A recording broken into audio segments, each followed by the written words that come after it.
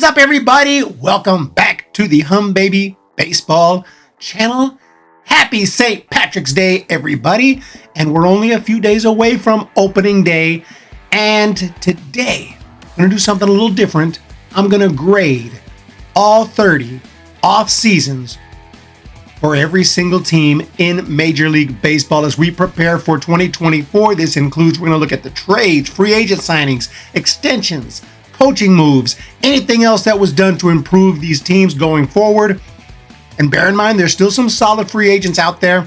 So some of these are going to change going forward. Obviously, I can't change the video, but there will be an updated list on my website at humbabybaseball.com. I'm going to put this article over there showing all of these grades. And if Snell signs Montgomery, JD Martinez, etc., I'll be updating the grades. So always check on that if this video looks like it's a week or two old. Let's get into it. And right here we have the tier maker. And the first team, you can't see them all because they're behind me, but the Los Angeles Angels are the first team. And honestly, it's been a tough offseason for the Halos. Obviously, they lost the number one superstar in the game, in my opinion, in Ohtani, and to the Dodgers. Didn't do much to replace him. Not that there's much you can do to replace Shohei Ohtani. They picked up some role players like Adrianza and Aaron Hicks, but not much. I mean, they did a decent job of fortifying the bullpen. Unless they sign like a Blake Snell at this point, I think that I have to give them a D. I think it was just a pretty disappointing offseason for the Angels. Up next is the Astros. They were pretty good this offseason. I'll put them in the B tier. They lost some decent arms, but did sign Josh Hader, and he's obviously a top tier reliever. He'll be joining Ryan Presley and Rafael Montero, and a very impressive looking pin. They gave an extension to Jose Altuve, which is huge. Victor Carantini is going to help kind of make up for the loss of Martin Maldonado. And also Joe Espada, the new manager. So we'll see how he does. And the team doesn't have a bunch of holes anyway. It's not like the Astros had to do a whole lot. But, I mean, I guess they could have done a little more. So I'll give them a B. Up next is the Oakland A's. A lot of people think straight to F tier. But they just signed J.D. Davis. And you got to give them props for picking up J.D. I didn't want to lose J.D. as a Giants fan. And they pretty much signed every other former Giant out there as well. Ross Stripling, Alex Wood, both jump into that rotation.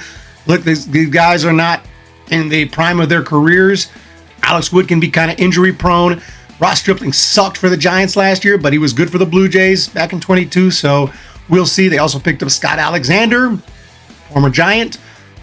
Trevor Gott, former Giant. And picked up some other arms like Michael Kelly as well. Overall, I'd say I'm going to give them a D just because, I mean, they didn't do anything crazy. Right now, obviously, the story is all about the move to Las Vegas and all the craziness and where they're going to play. That's really the story. But I do think the A's are better than they were last year. But they just didn't do anything to really say, hey, we're competing for, anything. We're not, they're not looking like a playoff team. But they did enough to keep them out of F tier. Next up is the Toronto Blue Jays. Throw them right here, I guess. I mean, they didn't do anything major, no massive splashes. Lost Matt Chapman, lost Jordan Hicks. Welcome to San Francisco, both of you. But they did pick up Justin Turner, getting a little up in age. Kiner Falefa. Solid defense, not quite Matt Chapman level, but solid defense. But other than that, picking up Joey Votto. Joey Votto's big name, but yeah, he won an MVP win back in 2010, back when Ken Griffey Jr. was still active. Let's just be honest, this team didn't do anything major. They did sign a Cuban pitcher named Yariel Rodriguez. Look for him, really good stuff. But overall, they didn't completely ignore their needs, but they didn't go wild in free agency. And so I'll just throw the Blue Jays as a C. Atlanta Braves. I think the Braves did very nice this offseason. Obviously, they're already pretty well stacked. The quality of their signings might be the only thing you can complain about because some of these guys have issues. Jared Kelenic, I think, really has high potential, has high ceiling. He's had some problems, had a little injury issue.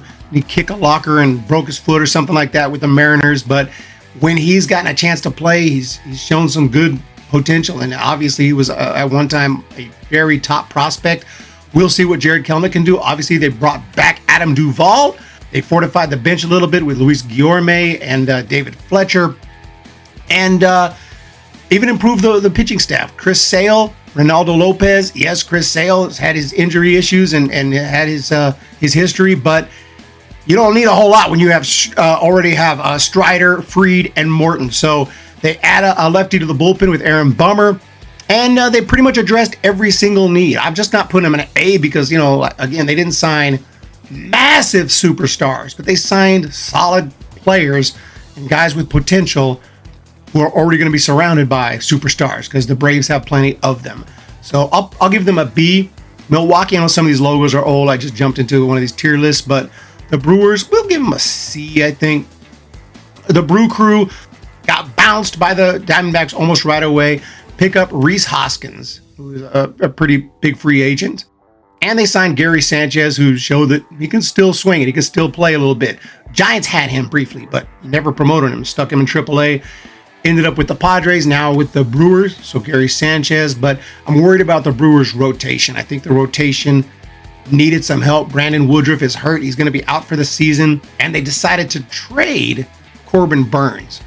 Now, we'll have to see how this pans out. But you trade Burns for DL Hall.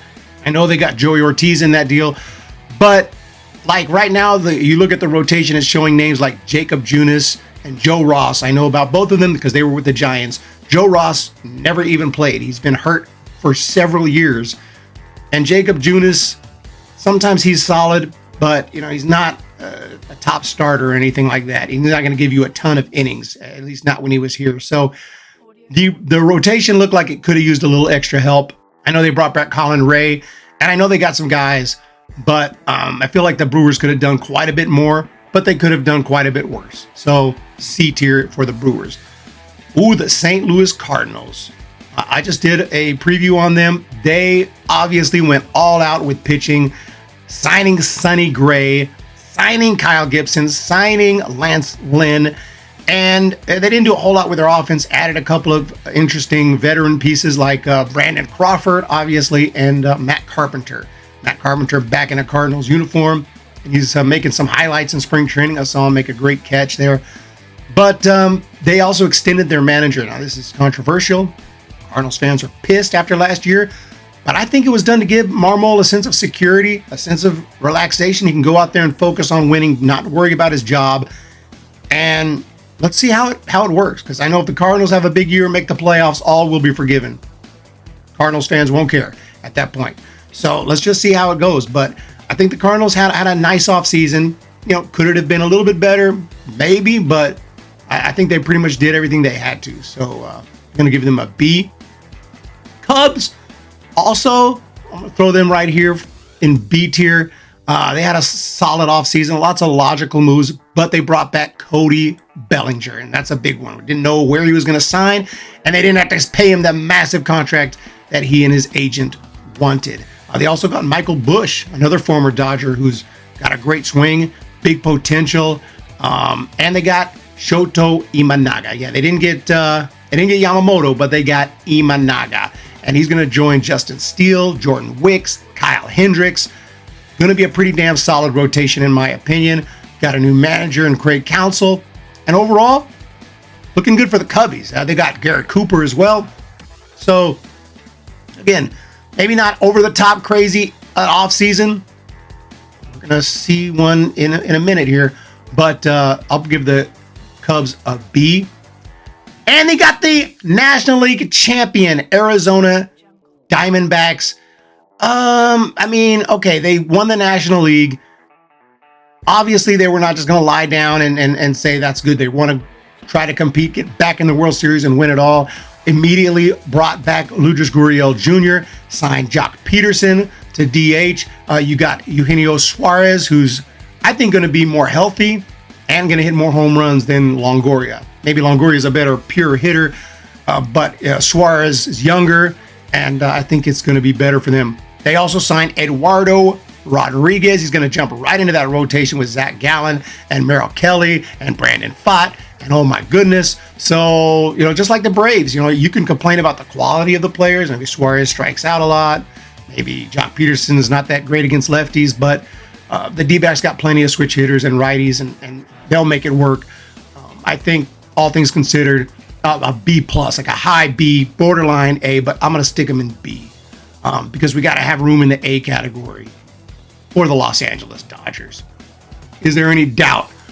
They spent over $1 billion, but not all right away, because some of it they don't have to worry about until a long time from now when it comes to Shohei Ohtani. But they got everyone they wanted and their dog, and they traded for Tyler Glasnow, and they picked up Teoscar Hernandez, and they even grabbed like some veterans, and they grabbed some young guys, some young prospects who never panned out. Like who do they get? Beck, the former A's prospect. Yeah, Austin Beck, kind of a bust, but they're loading up the minor leagues for, they always do this.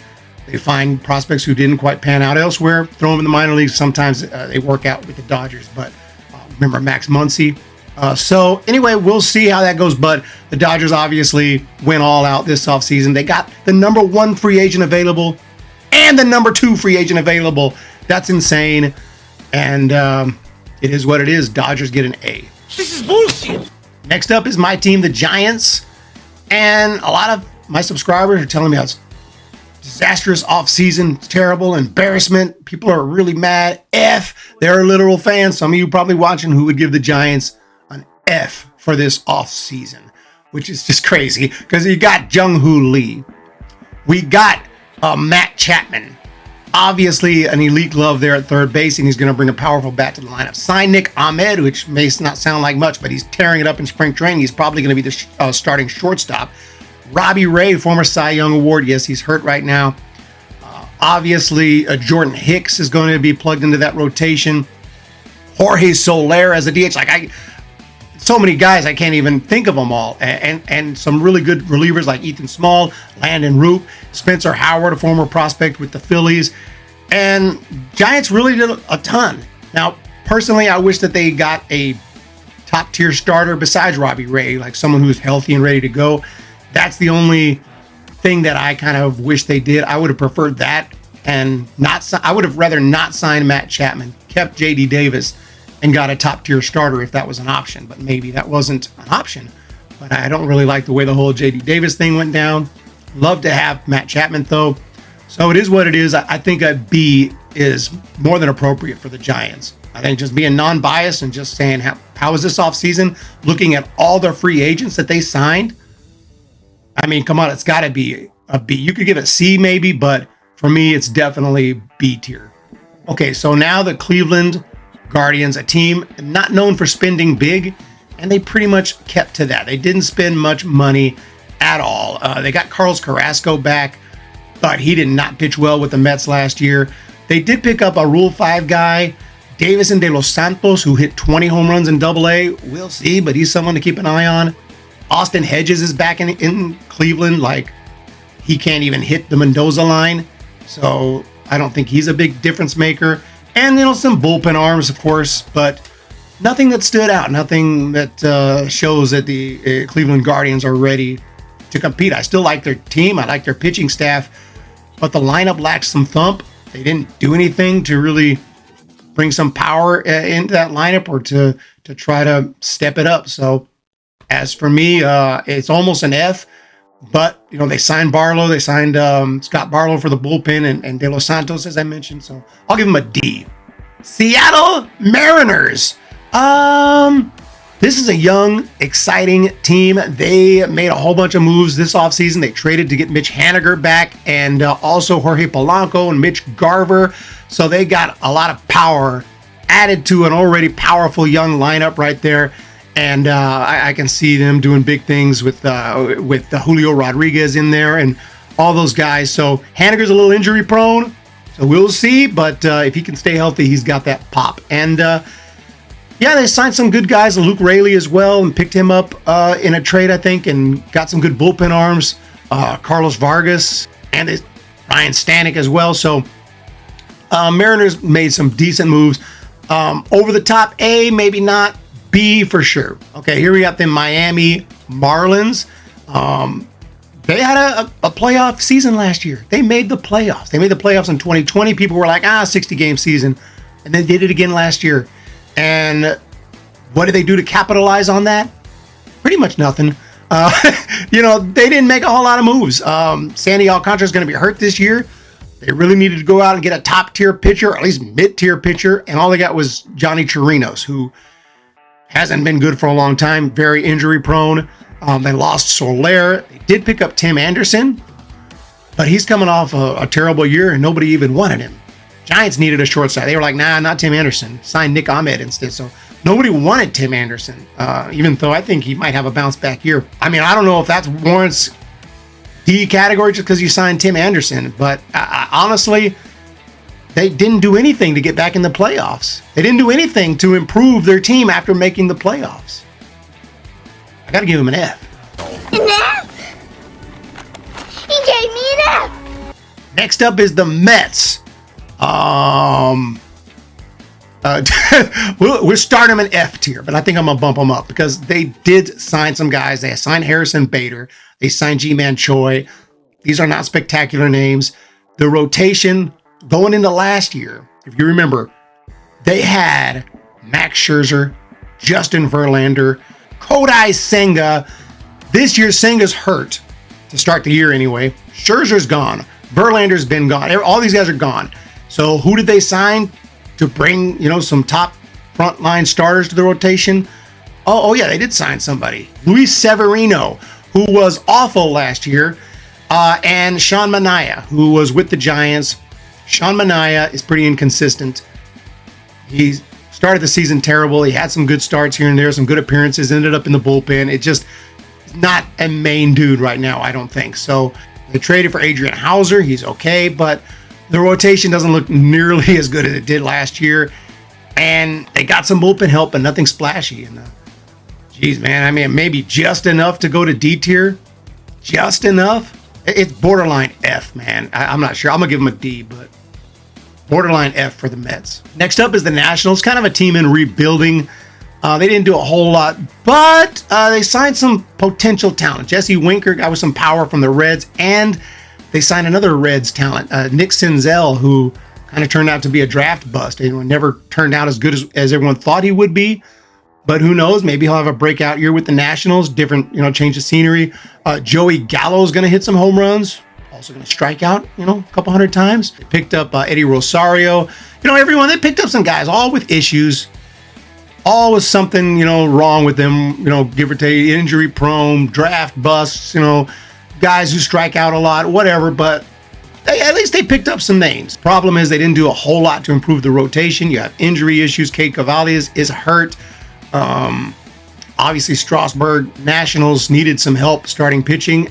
They also needed more bullpen help. They got some guys like Derek Law, former Giant, Dylan Floro, okay, decent guy, former Dodgers prospect, decent, but I think it was a so-so offseason when you consider the Nationals have a lot of up-and-coming prospects. They didn't want to block them. They're planning for the future right now.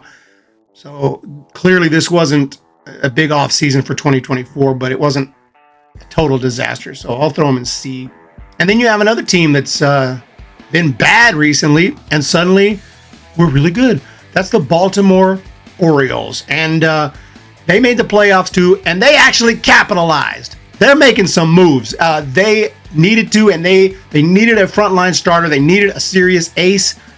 They couldn't get one in free agency, so they traded for one and got Corbin Burns, pulled off this trade, and without giving up too much, too. And they also signed Craig Kimbrell, possible future Hall of Famer Craig Kimbrell, who, he goes into slumps, so suddenly he sucks, but when he's on, he's one of the best. So he's going to replace Felix Bautista, who's hurt for the season. The lineup's already sick, already stacked. Not a whole lot that they had to do there, but they did get some depth. They signed Colton Wong.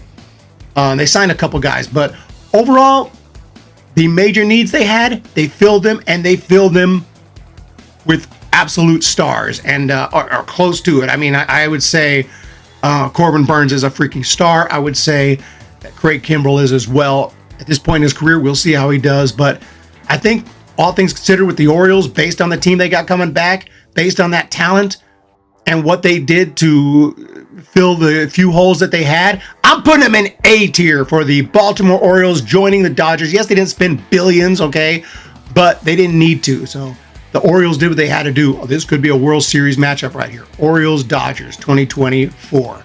Stay tuned for my prediction video. Up next is the Padres.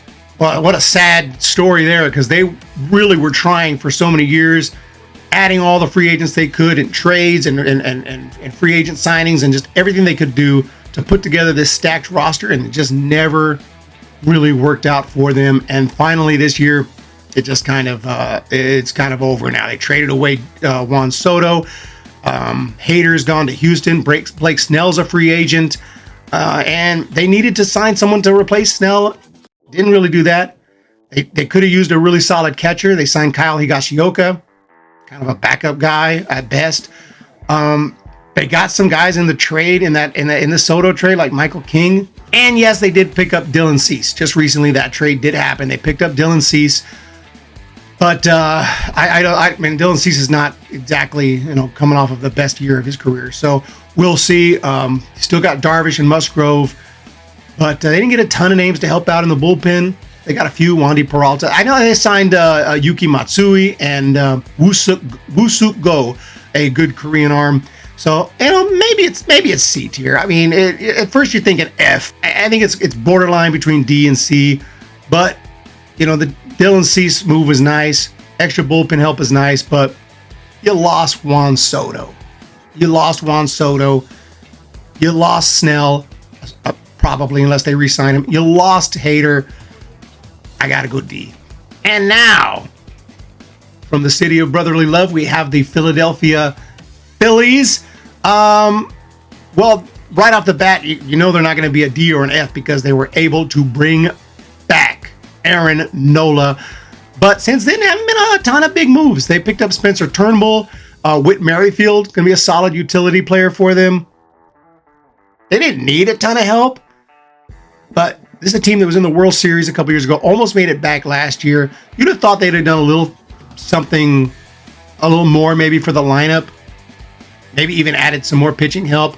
Like I said, I get it. They did what they had to do.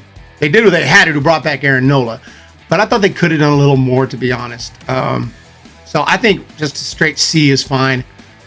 You lose Kimbrel, you lose Michael Lorenzen, you lose some guys that I feel like they didn't completely replace. So moving on, we have the Pittsburgh Pirates. Well, we start out with F tier because they don't spend money, but then again, they did spend $10 million, $10.5 million, and sign Aroldis Chapman. And I think he's still got something left in that arm. Still looks solid every time I see him out there. So shout out to the Pirates for making that signing. And they brought back the legendary Andrew McCutchen, who, it's going to be fun for the fans to see him in Pittsburgh for at least one more year.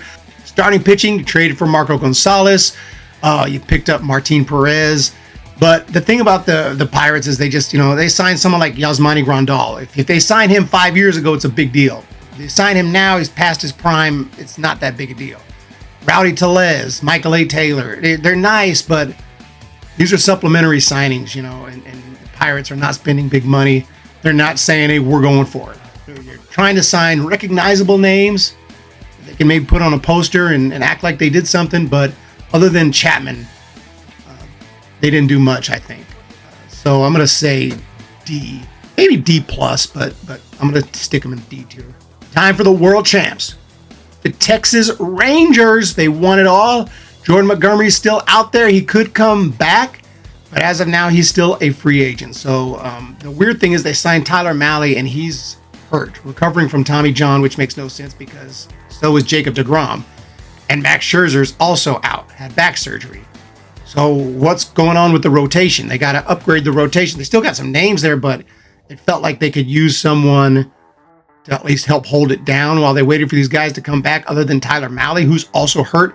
So, yeah, the rotation's a little concerning. As for the bullpen, they added David Robertson and Kirby Yates. Now, Kirby Yates, not as good as he used to be, a little bit past his prime, but he did come back last year after some injuries and had a solid year with Atlanta. So, offensively, not much was needed. They added some extra depth, some possible role players, and someone like Jared Walsh, who's tearing it up right now in spring training. So overall, I think at this point, unless they sign Snell or Montgomery, they're just going to be a C tier. I mean, they're world champs, but they didn't do a lot. They just pretty much are maintaining right now. I feel like I'm maintaining. Am I maintaining, man? No, you're not. You look horrible. Come on. Let's get a couple of burritos. Next up, we got the Tampa Bay Rays. And I'm going to throw them in a C tier, even though they might end up higher. It just depends on how the trade works out, where they trade one of their best pitchers, Tyler Glasnow, to the Dodgers for Ryan Pepiot and Johnny DeLuca. The trade looks crazy, but Tyler Glasnow has had injury issues, and Ryan Pepiot's got great stuff. And who knows? He may turn out to be healthier than Glasnow. If not, who knows? He might be better. We'll have to wait and see. But they also get DeLuca, a solid hitter, though he's hurt right now. I think he broke his hand. The rotation just feels like it kind of lacks superstar power. You got Zach Eflin, but the Rays never relied on superstar power. That's not their MO. And they added some help to the bullpen. They added Phil Maton. They added some extra guys for some depth. So they did what they had to do. They do what the Rays do. I don't understand how the Rays win. So I don't want to give them a D or an F. I don't want to give them an A or a B because I don't think they did enough to merit that. So I'm going to stick them in C. Next up, we got the Red Sox. It's a team that should be going all out every offseason. It's the freaking Red Sox, dude. But they haven't been doing a whole lot, and to the point that some of their players are getting frustrated. But they did sign some interesting players. Tyler O'Neill is solid. He should definitely replace Adam Duvall pretty nicely. And Vaughn Grissom, a guy I really like. He can swing a good bat. We'll see how he turns out. But CJ Cron, big power hitter. The problem is with the pitching staff. They signed Lucas Giolito, and he's hurt. He's going to miss the whole season. So they didn't address the rotation. They really need to sign Jordan Montgomery. If there's one team I said that I would say have the biggest need for Jordan Montgomery, it would be the Red Sox. So we'll see. Cron, Grissom, and O'Neill are solid pickups. The bullpen got some help, nothing splashy. I think C-, D+, but I'm going to put them in C tier. If they sign Montgomery, you can bump that to a B. But as of right now, barely C. I mean, the Red Sox are, just because I like Grissom, I like O'Neill, I liked what they did offensively, but they needed to do more to help their pitching. Next, we got the Reds, who, not too long ago, they looked like trash, bottom of the barrel team, and all of a sudden last year, all that young talent came up to the big leagues. They go on this huge winning streak and almost made the playoffs, and the front office is like, we need to capitalize. And they did so. I think the Reds had a fantastic offseason. They spent over $100 million. Candelario is going to fit right into that lineup. They got some solid starters like Frankie Montas and Nick Martinez. They also brought in a ton of bullpen arms. Emilio Pagan, Brent Suter. Added some catching depth with my man Austin Wins. With wins comes wins. And they signed some other former top prospects like Edwin Rios. So we'll see. But the Reds capitalized on their extremely talented roster. And I think they have a good chance to make the playoffs this year. And just based on the team that they had last year, the needs that they had, they filled every need. And they didn't go crazy on one or two big free agents. They put their eggs in a bunch of different baskets and signed a lot of really solid players. Not just players with names who, used to be good or something like that, like the Pirates. They signed actual guys who I think will help this team. I'm giving the Reds an A. Moving on now to the Rockies, straight to F tier. The team didn't do what they needed to do to improve. They made moves. Every team makes moves, but Jacob Stallings, brought back Sam Hilliard. These are average bench players at best. They needed pitching, strikeout pitching. They need guys who can strike dudes out. They're a team that could use Robbie Ray, even though Robbie Ray can get a little wild at times, but at least he can strike a dude out, keep the ball out of play. But they traded for Cal Quantrill, who solid guy, but again, he gives up a lot of hits. He's more of a finesse guy, not someone who I think is suited to pitch too much at Coors Field. Dakota Hudson hasn't been good for several years, and Colorado's not the best place to revitalize your pitching career. So we'll see, but the bullpen, pretty much the same. They did pick up a Rule 5 guy, but he's very raw, Anthony Molina. They picked up Jalen Beeks off the waiver wire. The Rockies didn't do anything to improve on their 103-loss season. I like their lineup. They might win a few more games. They may just lose 100 this year. But as a Giants fan, I appreciate the poor offseason because we need all the help we can get. Next up is the Royals. And the Royals also lost 100-something games last year, but unlike the Rockies, they tried to get better. They signed Seth Lugo. They signed Michael Wacha. They signed some dudes at least. And the bullpen got a complete makeover. Will Smith, Chris Stratton, Sam Long, Nick Anderson. And that's not all. They signed Adam Frazier, obviously a pure hitter who can play different positions. They can plug him into the lineup, use him as a role player, a backup, whatever. And Hunter Renfroe, guy with big power, kind of the opposite. High strikeout, big power. So they filled a bunch of little needs. And honestly, I'm leaning towards a B for the Royals. I mean, it's not about they suck or going to be winning divisions or anything like that. It's just about how much did you improve. I think they improved drastically from the 100-plus loss team they were last year. So we'll see. But I'm going to put the Royals in B tier. Next up, we got the Detroit Tigers. Won 78 games last year, which not bad for them, and are looking to get back above 500 and back to their winning ways, back into a playoff conversation. So added Kenta Maeda, added Jack Flaherty, obviously lost Eduardo Rodriguez, but those are a couple moves that kind of softened the blow of that, and added some good bullpen help, Shelby Miller among others, and they also extended Colt Keith, one of their top prospects. So I think that was a really good move. Put him on the team on opening day. Don't try any of these loopholes to get more time. Just extend him, put him on the team, say, we believe in you. Let's freaking go. So I like these moves. And all things considered, kind of like the Royals, I think the Tigers did everything they could. Also, Mark Canha, Gio Urshela, and did everything they could to kind of improve top to bottom. Now, is it an A? No, I can't give them an A because they didn't make any major splashes. But I think they did what they had to do to stay competitive and maybe even compete for something this year. 3 more to go. We got the Minnesota Twins. They had a problem with their TV provider, and it was like they had to get that deal done before they could sign any big free agents. So they didn't do much this offseason. I think they recently got that TV deal finally settled, but everyone's already signed. We'll see. But I mean, they signed Carlos Santana. Okay, he can hit some home runs, but he's about 38 years old. We'll see. Anthony DeSclafani, former Giant. I like him, but he's injury prone. We'll see with him.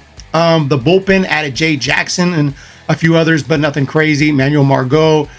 But the Twins got worse. I mean, you lose Kenta Maeda, you lose Sonny Gray. What can you say? I mean, it's not an F. It's not a complete disastrous offseason, but I think a D plus maybe. So we'll throw them there. And the White Sox too. White Sox probably a D. I was really excited about them back in 2020. I thought they were going to be amazing, but the lineup just never really came together. Too many strikeouts, it just didn't work out for that lineup. And this year they signed guys like Paul DeYoung and Nicky Lopez, Kevin Pillar, love his defense, but Dominique Fletcher, Martin Maldonado. These aren't recognizable names. They're okay, but none of them are big difference makers in my opinion. You add some good talent in the Dylan Cease trade with some young guys like Steven Wilson, throw him in the bullpen, and they got some other bullpen guys. John Brebbia and Tim Hill are both good experienced relief pitchers, but the White Sox, they filled some holes. Eric Fetty and Chris Flexen. Eric Fetty, he was good in not Japan, but in Korea. He was lights out over there, but he has not been good in the big leagues for a long time, and the same for Chris Flexen. So we'll see. But I mean, D plus, borderline C, but I feel like that they didn't add what they needed to get better. They had more of the same or even worse, like slightly downgraded. Last but not least, the storied New York Yankees, who acquired Juan Soto. Juan Soto takes them right to the top between A and B. And you plug him in that lineup with Aaron Judge and Anthony Rizzo and everyone else, and oh my goodness. Yes, they lost some pitching in that trade, but they kind of made up for it. You signed Marcus Stroman. Marcus Stroman ain't just anybody. I mean, that's a solid dude right there. They made a trade with the Dodgers, picked up Caleb Ferguson and Victor Gonzalez, and got Trent Grisham in that Soto trade. So, I mean, you also picked up Alex Verdugo. So, look at that outfield. Verdugo, Soto, Judge, Grisham as a fourth option. That is sick. And they covered everything. They got everything covered. DJ LeMahieu's probably going to be at third. And obviously, I think they filled every major hole they had and did so with top talent. And I'm going to put them in A tier. I think that the Yankees maybe A minus, but I'm going to throw them in A tier. If you get Juan Soto, you go to A tier. So Dodgers, Orioles, Reds, Yankees, A tier for their offseason. And Astros, Braves, Cardinals, Cubs, Diamondbacks, Giants, Mariners, Royals, and Tigers, I think, are B tiers. All those teams had really solid off seasons.